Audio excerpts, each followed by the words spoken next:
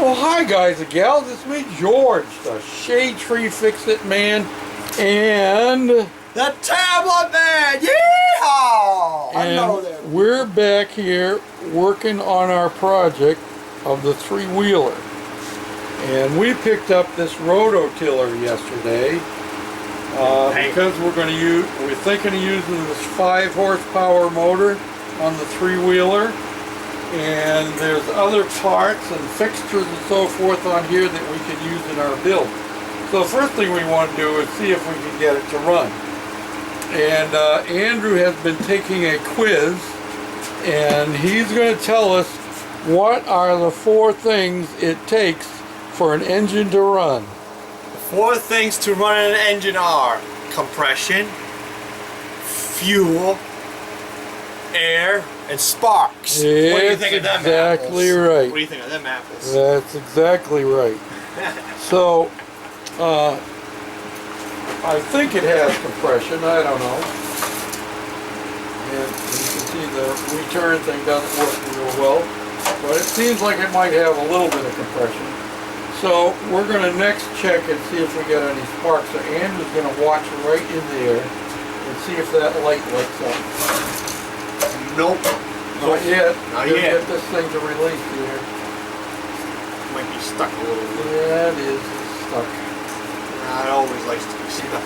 Old. It's an old. Kind of like the old man, his grandfather, you know.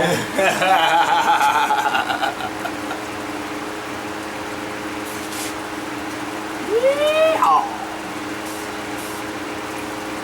See if we get this thing to release. There we go. Okay, now you're walking there again. Okay. See the spark? So far, nothing.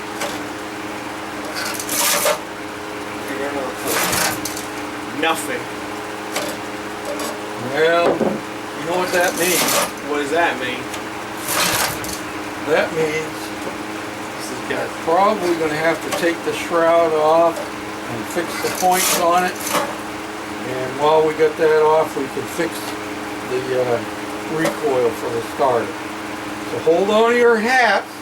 We're going to take the shroud off. And yeah, we'll get to work on it. Okay, so we took the 3 bolts, only 3 bolts holding this shroud on. 1 at the top and 2 at the bottom, 1 on each side on the bottom. And we'll pull this puppy right off of here.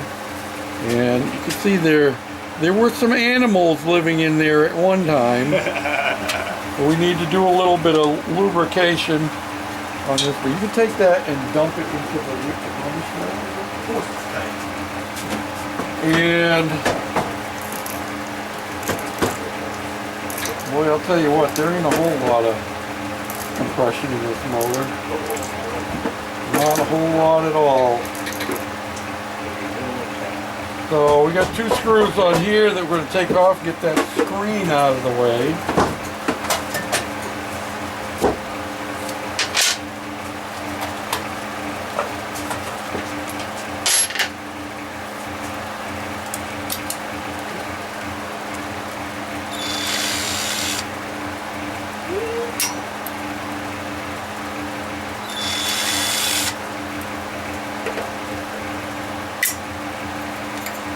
That's just to keep the dirt and grease and grime and all that good stuff out of there. Mr. Kevin, there's a big screwdriver, or pry bar actually, in the top drawer of the bottom section. Now, black handle. Yes, sir. That'd be it. Okay, Mr. Andrew. Now,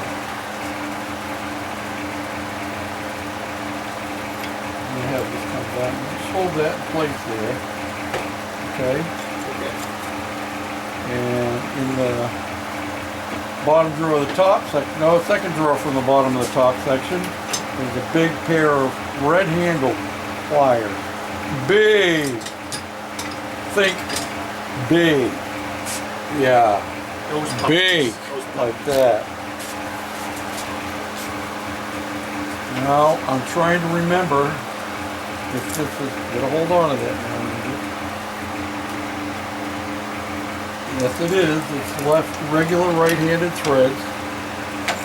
So that's going to come off of there like a bat. Okay, Mr. Andrew. And what we're doing here is we're going to take the flywheel off so we can get at the point. Here we go. And this has the clutch in it. And we'll show you how this works in a little bit for the recoil. All right, you can take that out of there. Now,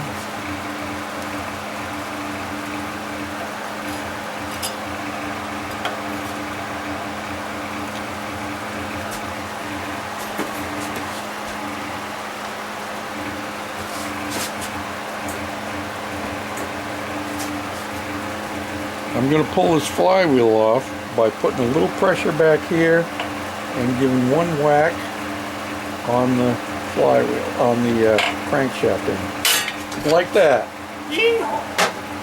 Doesn't take a whole lot of effort to get it off. Oh. And this does not have points in it. So, this is electronic ignition, which means that maybe our coil is bad. But while we have this apart, we're going to go ahead and clean up our flywheel and especially the magnet.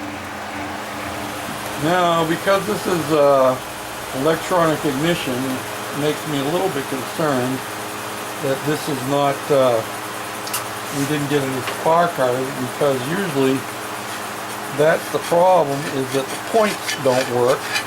I'm cleaning the dirt out of the inside of the flywheel just so we don't have this gobbledygook in here. You know what gobbledygook is, don't you, Andy? Yeah, disgusting things. Yeah, disgusting things like dirt and all that. Alright, so this has a keyway. See that keyway right there? Can you see that? Right there. And here on the crankshaft there is a key that fits into. Let me zoom you in here so you can see what I'm talking about. And I know this is mostly for beginners because most of you guys are intelligent and you already know all of this stuff that I'm telling you. But Andrew hasn't been around motors a lot. So you see right here, there is a key on the crankshaft. So when I put this flywheel back on here, it will line up with the keyway. If I get it on there right. And if you don't push the key out of the way.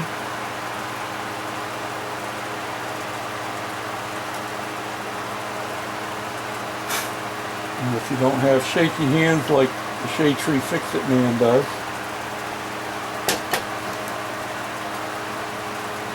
And everybody's standing there saying, George, put it on, put it on. Well, I'm doing the best I can. Gotta give the old man time, you know what I mean? Yep, you gotta give the old man time. You're exactly right. And I see one of the things that's happening right off the bat is that my flywheel is already hitting on the coil. So it may be that may be the problem. If it was rubbing on it a little bit too close, we're going to set the air gap between the coil and the flywheel in just a moment here. Slide that up, slide that in. And now we're going to put the... Well, before we do that, we probably want to take this apart and clean this out. So we'll get set up on the bench and we'll show you how this goes. Yep. Okay, so now what we got to do is we got to take this cover off of here. This is the recoil ratchet, if you want to call it that. And all it is, you can see that it has these little pockets in here. Looks kind of like a twisted star. And then down inside of here is all of these balls that are floating around. Well, they're floating around, but they get stuck sometimes. So this one seems to be a little better than most. What I'm going to do is I'm going to put just a smidgen of oil down in here, because I want this to be able to release.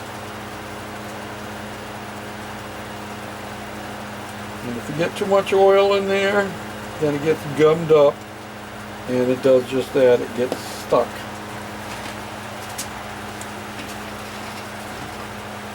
So I'm going to take these and put one in front of each one of the slots here.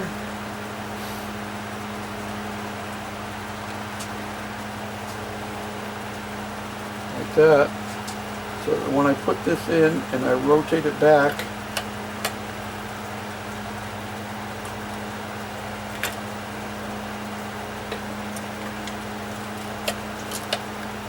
so when it goes back this way, because of the angle on the ends of the star, I said it was a bent star, because of the angle the balls will roll over, but when you pull it the way that you're going to go, it grabs a hold of them and they actually go up into those slots that you saw there.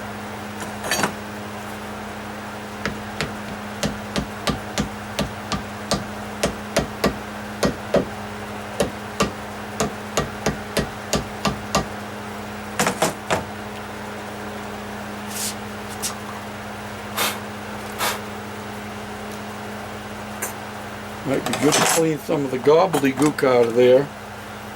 You use whatever tool you have at hand. Clean some of that dirt out of there. And this is a plastic cover, so we're not going to put any great amounts of oil and stuff on it, because it's made to be, if I can use the term, self-lubricating.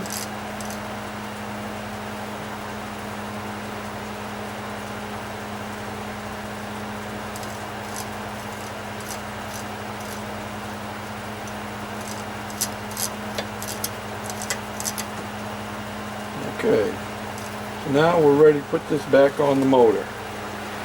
Okay, I've put the flywheel back on, and I've got my ratchet.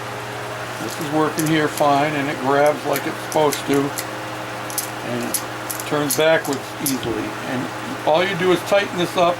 I use just a screwdriver between these flanges. These are air vanes. They are used for circulating the air to cool it. And this is cast iron, so it's pretty sturdy, but you don't want to overdo it. And I just use the same pliers that I used to take it off to tighten this back up again. Like I said before, it's not rocket science. And then we have our guard here that's to keep bugs and animals and other things. We need to set the air gap between our coil and our flywheel. And Mr. Andrew has come up with the perfect air gauge. Everybody needs a little bit of life in their life. Yep, light cereal, guys. So you take your piece of cereal box and you stick it in here between your flywheel and your coil.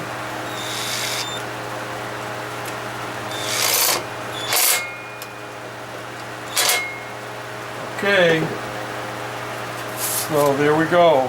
We have our proper air gap. This motor does not have a lot of compression. We're concerned mostly about getting spark at this point. So we're going to put life back into it. Yeah, we're going to put life back into it. We're going to put our recoil cover and shroud back on here.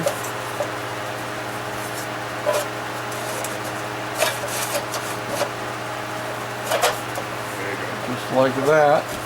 Not just like that. We've got to get this piece here slid into place. There we go. And you can see the big dog He's putting one on the bottom, and I'd be putting one on the top. He put one on the top. And I have another one going on the bottom on the other side.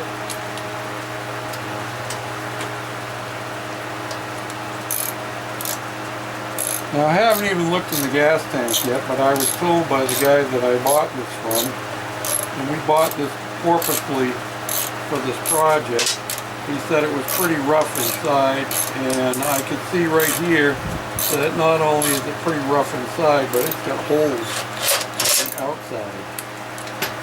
Let me show you the condition of this thing.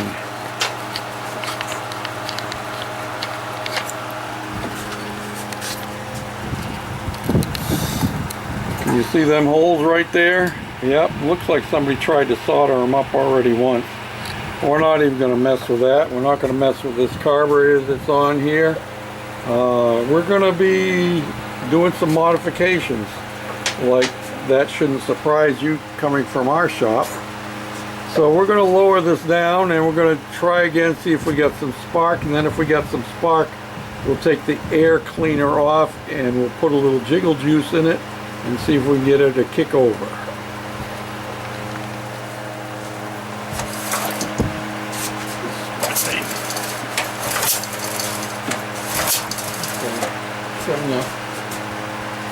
Now what did we give it, what did that suction in there? Suction, that was, you were hearing it compressing and blowing out. That's what makes the engine start. Watch right down in here. Okay. Right there. Okay, let's see if it sparks.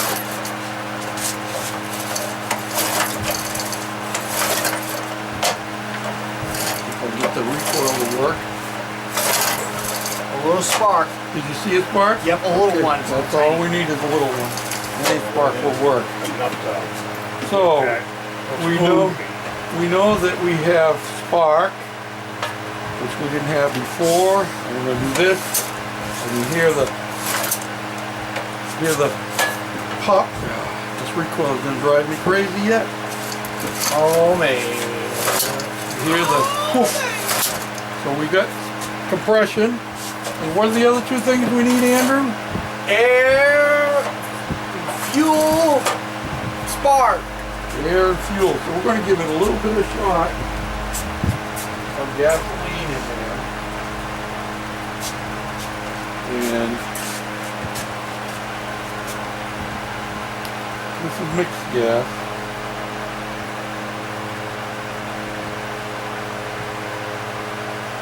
Do just a little shot right there. Of course, I have failed to do one very important thing here.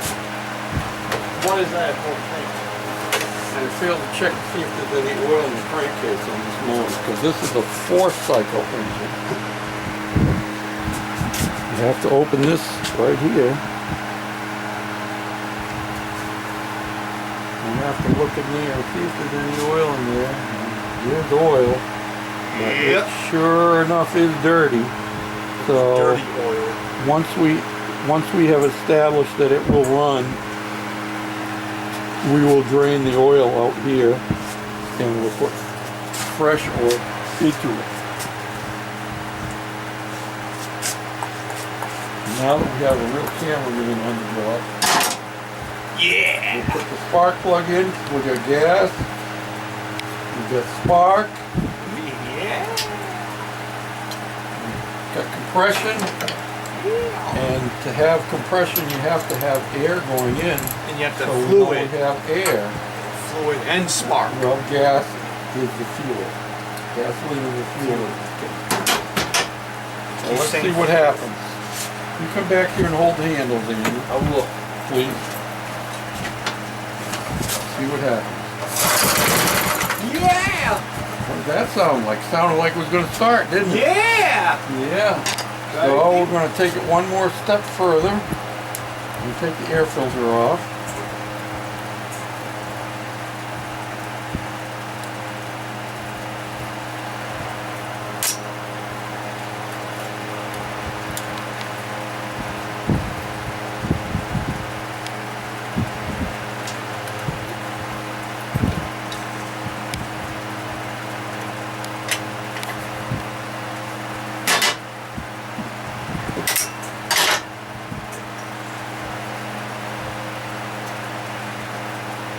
a little bit of gas right down the throat of the carburetor like that.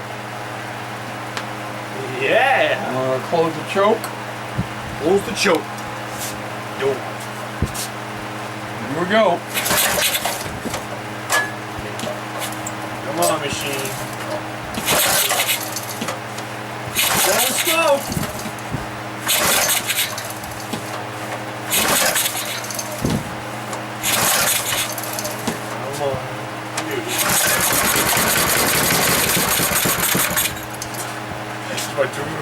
Come on. Hold on.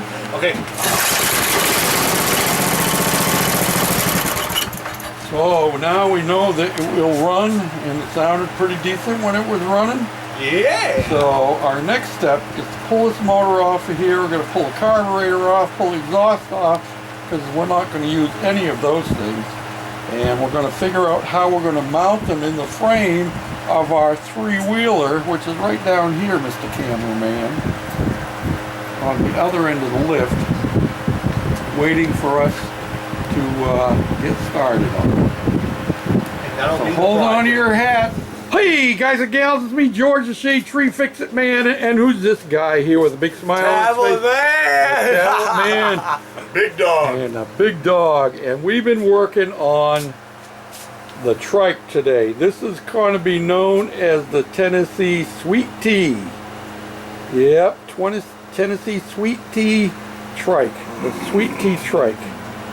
And you saw us working on getting this motor running off of that vintage rototiller. Hasn't been running a bunch of years, and we had to do a little cleanup on things, but she fires, and we've now stripped it down, got rid of the extra stuff. And what we're going to do is I have this Mikuni knockoff carburetor, and this is going to get ended up, whoa, if I can hold on to it without dropping it, we're going to end up mounting this up in here like this, and then the exhaust will go out the other side. And Andrew likes that idea. Yeah. And we still need to come up with wheels and tires and axle for the back end. We thought we were going to use the power converter out of the rototiller, but it reduces the RPM so much that this thing wouldn't hardly move. So yeah, we're engineering in our brains and our imagineering what we're going to use for rear end, if we will have suspension or not, and what we're going to use for a seat. So hang on to your hats, because we're working at it. And until next time, this is George and Andrew Larry Tablet Man. And The big dog. saying thanks for watching, For commenting, for subscribing, thumbs up, and sharing. Bye for now. Yeehaw!